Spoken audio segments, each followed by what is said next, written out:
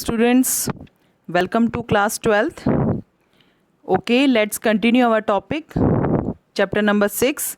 Name of the chapter is भक्ति सूफी परंपराएं. और लास्ट वीडियो में जो हमने किया था वो किया था कि किस तरह से जो मुस्लिम थे वो दो शाखाओं में बट गए थे, शिया और सुन्नी, और उनका मैंने आपको कारण बताया था. तो आज का जो हमारा विषय है वो हम करेंगे सूफ़ी मत का विकास. तो देखिए, मैं आपको सबसे पहले बता दूं कि जो सूफ़ी मत यानी कि इसका वास्तविक जो अर्थ है वो क्या है. ये लोग भी जो थे मुसलमान धर्म को मानने वाले ही थे, लेकिन जो इनकी आस्था का जो तरीका था वो थोड़ा मतलब हट के था. मुसलमान लोग जैसे बहुत कट्टर थे, और जो इनका मैंने आपको शुरू से ही बता दिया, इनका जो उद्देश्य था, इन्होंने जो है युद्धों को भी अपनाया ताकि इनके जो है साम्राज्य का विस्तार हो, ताकि अधिक से अधिक ये जो है लोगों को मुस्लिम बना सके या मुसलमान धर्म को. इन्होंने जो है मुसलमान धर्म का प्रचार प्रसार किया. तो ये, लेकिन जो सूफ़ी मत थे यानी सूफ़ी लोग थे, सूफ़ी संत थे, ये भी मुस्लिम थे, लेकिन इनकी जो है पूजा करने का या ईश्वर की आराधना करने का अलग तरीका था. देखिए, वन बाय वन मैं बता देती हूँ आपको. सबसे पहला पॉइंट है हमारा इस्लाम तथा खिलाफत के बढ़ते प्रभाव के विरुद्ध. यानी कि देखिए, इस्लाम धर्म को मानने वाले लोग, लेकिन इसकी जो कुछ ऐसी जो परंपराएं थी जिनकी लोग खिलाफत कर रहे थे, कुछ ऐसा समुदाय भी धीरे धीरे उभर रहा था जो इस्लाम के ही जो कट्टर नियम थे या जो गलत कुछ बातें थी उनकी खिलाफत कर रहे थे. तो इस्लाम तथा खिलाफत के बढ़ते प्रभाव के विरुद्ध, यानी कि कुछ ऐसी बातें जिनका वो विरोध कर रहे थे, तो ऐसे लोग, साथ में कुछ लोगों का जो झुकाव था वो रहस्यवाद और वैराग्य की तरफ बढ़ने लगा. यानी कि उसी में से एक समुदाय ऐसा था जो मतलब रहस्यवाद यानी जीवन आदि के रहस्य जानना या जो है सत्य की खोज करना, परमेश्वर को प्राप्त करना. तो कुछ ऐसे लोग भी जो समाज में वो धीरे धीरे पनप रहे थे, जो मतलब ईश्वर की खोज चाहते थे, वास्तविक सत्य क्या है उसको जानना चाहते थे, और वैराग्य यानी कि जीवन से यानी संसारिकता से वैराग्य प्राप्त जो है संसारिकता से मुख मोड़ करके जो है वो अलग सा जीवन, जैसे सन्यासियों वाला जीवन जीते थे. तो उन्हें सूफी कहा जाता था. यानी कि वो क्या चाहते थे कि वो ईश्वर की तलाश करना चाहते थे, वास्तविक मतलब संसार में जो है जीवन के सत्य रहस्य क्या है, मतलब ये सब चीज़ें बातें जानना चाहते थे. तो उन्हें सूफी कहा जाता था. देखिए, सूफी कौन थे इसका देखिए हम मीनिंग कर लेते हैं. ऐसे मुसलमान संत थे जिन्होंने हिंदू मुस्लिम एकता पर बल दिया. तो देखिए, वो जो सूफी संत थे जो है संसारिकता से वैराग्य धारण करके ईश्वर की सच्ची भक्ति करके उसकी तलाश में जो भटक रहे थे, और जो क्या चाहते थे, जो हिंदू और मुसलमान एकता पर बल देते थे.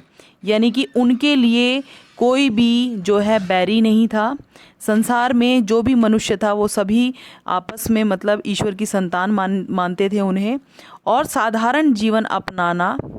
यानी उनका जो उद्देश्य था वो क्या था कि एक साधारण सा जीवन जीना, यानी किसी से बैर द्वेष भावना नहीं होना या किसी लोभ लालच में नहीं जीना, सिर्फ एक साधारण सा जीवन जीना, अल्लाह की आराधना करना. यानी कि अपने जो अल्लाह है उनकी इबादत करना, ईश्वर के लिए प्रेम, वो मतलब सच्चे भक्त थे, यानी अपने अल्लाह के प्रति जो सच्ची भक्ति रखते थे मन में. सुखों का त्याग करना, ठीक है. उनका जो उद्देश्य था वो संसारिक सुख सुविधाओं को प्राप्त करना नहीं था. उनका उद्देश्य जो है ईश्वर की आराधना करना और उससे मिलने वाले जो है सुख को प्राप्त करना, ये इनका उद्देश्य होता था. शांति पर बल देना. देखिए, हमने पहले भी पढ़ा था कि इस्लाम धर्म के प्रचार प्रसार में बहुत सारे क्षेत्रों में युद्ध लड़े गए, बहुत सारे क्षेत्रों पर कब्जा करने के लिए मारकाट छिड़ी. तो ये लोग मतलब उस विचारधारा के बिल्कुल विपक्षी थे, मतलब उस विचारधारा को न मानने वाले थे. इनका मानना था कि संसार में शांति होनी चाहिए, मनुष्यों में आपसी सद्भावना होनी चाहिए. तो ये ऐसे सूफी संत थे जो हिंदू मुस्लिम एकता, सादा जीवन, अल्लाह की आराधना करना, ईश्वर से प्रेम करना और सुखों का त्याग करके सर्वत्र शांति की स्थापना करना, ये इनका उद्देश्य होता था. इन्होंने रूढ़िवादी परंपरा तथा कुरान की व्याख्या जो धर्माचार्यों ने की थी उनकी आलोचना की। देखिए इन्होंने क्या किया, ये ऐसे संत महात्मा हुए जिन्होंने रूढ़िवादी विचारधारा, यानी जो पुरानी प्रचलन में चली आ रही है, जो पीढ़ी दर पीढ़ी, जैसे मान लीजिए हम कई बार जैसे मैं उदाहरण देती हूँ आपको कि हम लोग क्या सोचते हैं कि जैसे बिल्ली रास्ता काट जाती है तो हमें मतलब आगे नहीं बढ़ना चाहिए, हमें पीछे हट जाना चाहिए। तो ये ऐसी बातें जो है हमें किसने बताई हैं, ये हमारे जो है माता पिता ने बताई है, उनको भी मतलब उनके माता पिता ने बताई है, उनसे पीछे उनके माता पिता ने बताई है। तो ये जो विचारधाराएं हैं ये रूढ़िवादी, यानी कि जो मतलब बताई सुनी सुनाई बातों पर विश्वास करना, ये पुरानी विचारधाराएं थी और शायद हम कल को अपने बच्चों को भी बता दें। तो ये मतलब चली चलाई परंपराएं हैं जिनमें मतलब कोई वास्तविकता नहीं होती है। तो मतलब ऐसी रूढ़िवादी विचारधाराएं जो मतलब मुस्लिम धर्म में थी तथा कुरान की व्याख्या जो धर्माचार्यों ने की थी, यानी कुरान की जो मुसलमानों का पवित्र ग्रंथ था उसकी व्याख्या किन्होंने की थी, धर्माचार्य यानी धर्म आचार्यों ने, जो मुस्लिम धर्म के जो आचार्य थे, धर्म के ज्ञाता थे, उन्होंने अपने अनुसार की थी। तो इन्होंने क्या किया कि इन्होंने उनकी आलोचना की, यानी उन्हें गलत सिद्ध किया और उनका मानना था कि ये पुरानी विचारधाराएं हैं और इनका जो कुरान की जो इन्होंने व्याख्या की है ये बिल्कुल गलत की है। तो ऐसा कुछ भी हमारी जो है ग्रंथों में, हमारे जो पवित्र ग्रंथ में नहीं लिखा कि हमें मतलब किसी धर्म के प्रचार प्रसार के लिए जो लोगों का वध करना चाहिए या हमें जो है मारकाट छेड़नी चाहिए। तो ये कह रहे थे कि इनकी ये विचारधारा थी संत महात्माओं की, इन सूफियों की जो ये विचारधाराएं हैं ये बिल्कुल गलत हैं। इन्होंने आम जनता को क्या बोला कि ये जो धर्माचार्य हैं ये गलत मतलब धाराओं का प्रचार प्रसार समाज में कर रहे हैं, हमें ये नहीं माननी चाहिए, ये बिल्कुल गलत विचारधाराएं हैं। इन्होंने मुक्ति मोक्ष की प्राप्ति के लिए ईश्वर की भक्ति और अनेक आदेशों के पालन पर बल दिया। देखिए ये क्या कहते हैं कि मुक्ति यानी हमें मोक्ष, यानी संसार में आने जाने से, यानी देखिए एक तो होता है कि मृत्यु के बाद दोबारा पुनः जन्म होता है, लेकिन मोक्ष किसे कहते हैं, जब परमात्मा में आत्मा जो है लीन हो जाती है और उसके बाद जो है जन्म मरण के चक्रों से मनुष्य का जो है पीछा छूट जाता है और वो ईश्वर में समा जाता है, परमात्मा में समा जाता है। तो ये कह रहे थे कि मोक्ष की प्राप्ति हमें कैसे हो सकती है, सिर्फ ईश्वर की सच्ची भक्ति करने से हो सकती है और ईश्वर ने जो आदेश दिए हैं उसकी पालना से हो सकती है।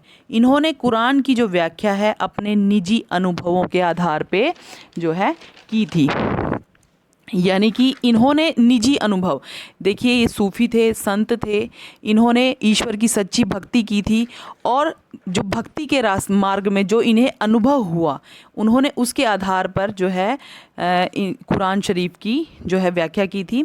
इसके बाद देखिए हमारा जो नेक्स्ट टॉपिक है वो है खानका। तो देखिए ये खानका शब्द, इसका अर्थ क्या है, सबसे पहले मैं आपको बता दूं। तो ये होता था कि जो सूफ़ी संतों के रहने का स्थान, आप इसे ऐसे समझ सकते हैं कि जिस तरह से जो बौद्ध भिक्षु होते हैं वो मठों में रहते हैं, या हिंदू धर्म को मानने वाले जो आचार्य हैं, धर्माचार्य हैं, ये कहाँ रहते हैं, आश्रमों में रहते हैं। तो हम मतलब उनके रहने के स्थान को हम खानका कहते हैं।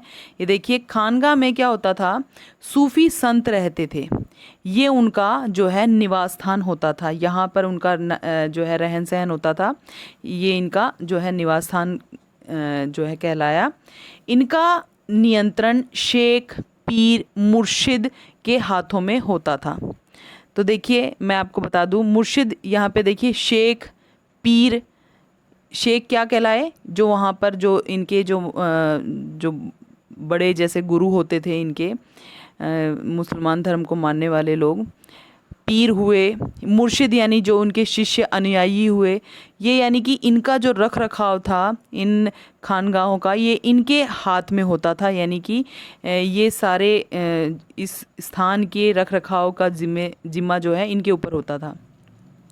ये अनुयायियों की भर्ती करते थे। अनुयायी मतलब मैं आपको पता है अनुयायी का मतलब क्या होता है कि अनुसरण करने वाले, जिस तरह जो बौद्ध जैसे भगवान बुद्ध थे, इनको इनके अनुसरण करने वालों को बौद्ध भिक्षु, जैसे बौद्ध भिक्षु, और अन्य जो है उनके शिष्य हुए उनको बौद्ध भिक्षु कहा गया। तो इसी तरह से जो ये सूफी संत थे, इनका अनुसरण करने वाले जो इनके अनुयायी थे उनकी भर्ती करते थे। 11वीं शताब्दी तक सूफीवाद एक विकसित आंदोलन बन गया। तो देखिए जो 11वीं शताब्दी, ये इस समय तक आते आते जो है इन संतों का जो प्रभाव था समाज में बहुत अधिक जो है समाज पर पड़ने लगा। लोग जो इनका अनुसरण करने लगे और ये जो आंदोलन है ये विकसित हो गया, यानी कि जो सूफी विचारधारा है, सूफीवादी जो विचारधारा है, उसका प्रभाव हम समाज पे देख सकते हैं। सूफी और कुरान से जुड़ा अपना साहित्य है। देखिए कि जिस तरह से कुरान शरीफ है, मुसलमानों का ग्रंथ है, जिस तरह जो बौद्ध भिक्षु हैं उनका अपना एक अलग जो है साहित्य है, और हिंदू है, हिंदू धर्म का अलग साहित्य है, उसी तरह जो सूफ़ी संत हुए हैं, सूफ़ी संतों का भी मतलब कुरान शरीफ से मिलता जुलता, यानी इससे भी मतलब मिलता जुलता कुरान शरीफ तो है ही है, साथ में जो है इनका एक अलग, इनकी क्योंकि इनकी अपनी एक अलग विचारधारा थी, तो इस वजह से इनका भी जो है एक साहित्य, अपना अलग साहित्य है। इसके बाद देखिए हम अपना नेक्स्ट टॉपिक करेंगे, वो है सूफ़ी सिलसिले। तो देखिए 12वीं शताब्दी तक जो सूफ़ी सिलसिले का गठन होने लगा। यहाँ पर देखिए जो सिलसिला शब्द है, जो सिलसिला शब्द है इसे हम समझते हैं। सिलसिला का अर्थ क्या होता है? जंजीर। जंजीर मतलब देखिए कोई सूफ़ी संत हुआ बड़ा, मान लीजिए कोई सूफ़ी संत हुए और उनके अनुयायी होते थे, उनके अनुयायियों के भी आगे अनुयायी होते थे, यानी कि ये चेन सी बन जाती थी कि पहले गुरु, फिर उसके शिष्य, फिर उसके शिष्य, फिर उसके शिष्य। तो जो ये चेन बनती थी इसको सिलसिला कहा जाता था। तो गुरु तथा शिष्यों को मिला करके जो चेन बनती थी उसे सिलसिला कहा जाता था। गुरु को जो है शेख कहा जाता था और शिष्यों को मुर्शिद कहा जाता था, सॉरी मुरीद। तो देखिए अगर कोई ऐसा शब्द आपके चैप्टर में आए तो आप समझ लेना कि जो शेख होता था, शेख गुरु के लिए यानी धर्म गुरु, उसके लिए इस शब्द का इस्तेमाल होता था, और जो शिष्य होता था, शिष्य को मुरीद कहते थे। तो देखिए गुरु के नाम पर सिलसिले का नाम रखा जाता था। तो कुछ एग्जाम्पल मैं आपको बताती हूँ, जैसे मोइनुद्दीन चिश्ती, तो जैसे चिश्ती सिलसिला हो गया, यानी कि ये ऐसा मतलब एक ऐसा समुदाय हो गया जो है इनके नाम से ही मतलब इसका नाम रखा गया। जैसे शेख निज़ामुद्दीन औलिया है, जैसे औलिया हुए थे, ये भी चिश्ती जो है सिलसिले से संबंध रखते थे। ऐसे ही कुछ उत्सी सिलसिला हुआ है, कादरी सिलसिला हुआ है, शेख जो है सिलसिला हुआ है, ये बहुत सारे सिलसिले हुए हैं। ऐसे बहुत सारी जो हैं वो इनकी जो है जंजीरें बनी थी, यानी सिलसिले बनी थी। तो 12वीं शताब्दी तक सूफ़ी सिलसिले का जो है धीरे धीरे बहुत से सूफ़ी सिलसिलों का गठन होने लगा था। तो इसके बाद देखिए, तो देखिए ये सभी सारे के सारे जो टॉपिक्स थे ये बहुत ही इजी हैं। अगर आप इसे वीडियो को ध्यान से देखेंगे तो आपको सारे टॉपिक बहुत क्लियर हो जाएंगे, और आपका जो है एग्ज़ाम में भी बहुत अच्छा आपका जो है वो आपकी तैयारी हो जाएगी। और इस वीडियो को आप बार बार देखिए, ध्यान से देखिए, आपको सारी जो थोड़े से डिफ़िकल्ट वर्ड है वो आपको क्लियर हो जाएंगे अगर आप बार बार इस वीडियो को देख करके समझने की कोशिश करेंगे तो। Thank you, have a nice day.